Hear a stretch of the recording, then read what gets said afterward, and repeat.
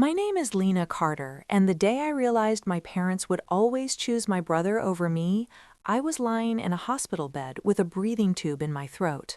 I couldn't speak, I couldn't even ask for water. All I could do was blink while machines monitored whether my body would recover from emergency surgery. And while I lay there fighting through pain and fear, my parents were already putting on their coats. "Be strong," my father said, squeezing my hand like he was leaving a normal visit. My mother adjusted her purse and glanced at her phone. "Ryan's championship game starts in 40 minutes, she explained gently, as if that made everything reasonable. "College scouts are going to be there tonight."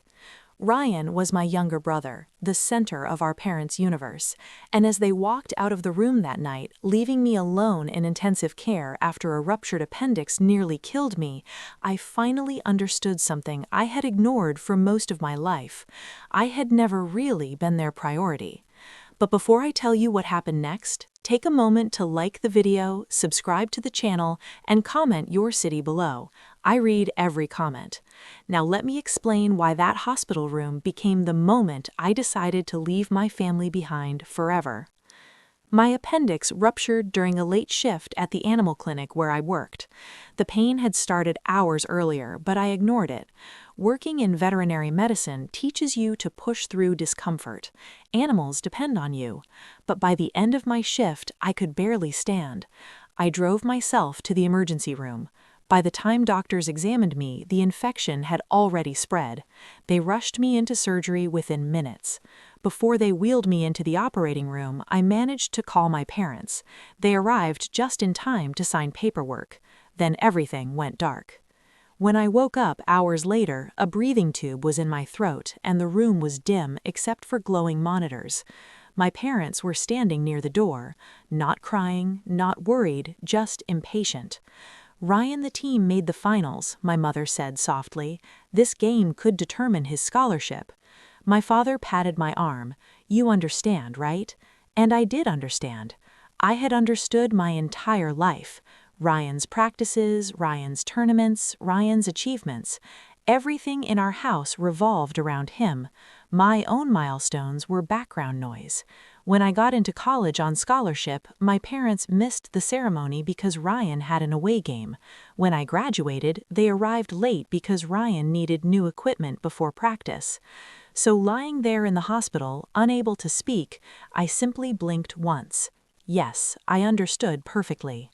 An hour later, a nurse named Isabel found me crying silently. Tears had collected in my ears because I couldn't move my head. She checked my monitors, then noticed the empty visitor chair. "Where's your family?" she asked gently. I motioned toward a whiteboard beside the bed. She placed it in my hands. I wrote slowly, "Brothers Championship Game." Her expression tightened. "They left?" I nodded, then added another sentence. "They'll come back if he wins." Isabel didn't laugh. Instead, she pulled a chair beside my bed. "My shift ends in 5 hours," she said. "I'll sit here with you until then." That small act of kindness shattered something inside me. For the next 2 days, recovery was painful and lonely. Other patients had families bringing flowers, snacks, and visitors. I had silence. My parents texted updates about Ryan's games, photos of his team celebrating, videos of cheering crowds. Not once did they ask how I was feeling. By the 3rd day, something in me changed. I wasn't angry, I was finished. When the breathing tube came out, my voice was rough but steady. "Isabel," I whispered. "Yes?" "I need to make a call." She smiled. "Family?" I shook my head. "A job offer." 2 weeks earlier, my supervisor had mentioned a new clinic opening in Portland, a partnership opportunity. At the time, I declined because I didn't want to move away from my parents. Now, the decision felt obvious. I called my boss from the hospital bed. "Is the Portland position still open?" I asked. There was a pause. "Yes," she said, "but you told me you wanted to stay near family." Plans change. 3 days later, my parents finally visited again. They brought supermarket flowers and a quick smile. Ryan hadn't come. He was busy celebrating the championship.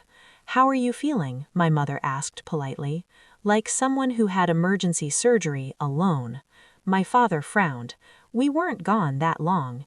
You were gone 72 hours. We had to celebrate with Ryan's team." I raised the hospital bed slightly so I could look them in the eyes. "I'm moving to Portland." The silence that followed was immediate. "You can't just move," my mother protested. "What about family dinners? What about supporting your brother?" I stared at them. "When exactly have you noticed me at dinner?" They had no answer. My father tried a different approach. "You're overreacting because of pain medication." "No," I said calmly. "I'm reacting because I finally see the truth." The truth was simple.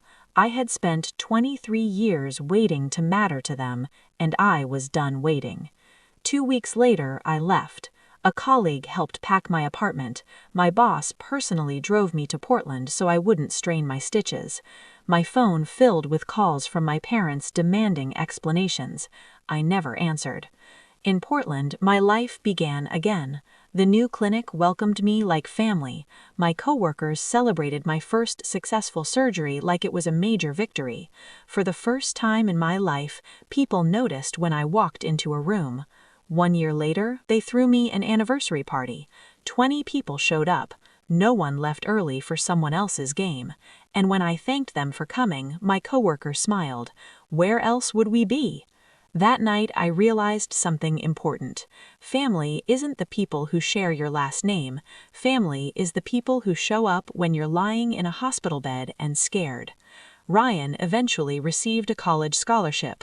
My parents were interviewed on the local news about their dedication. When the reporter asked if they had other children, my mother smiled awkwardly and changed the subject. For once, she didn't pretend. Because the truth was simple. They had chosen Ryan long ago, and the night they walked out of that hospital room, I finally chose myself.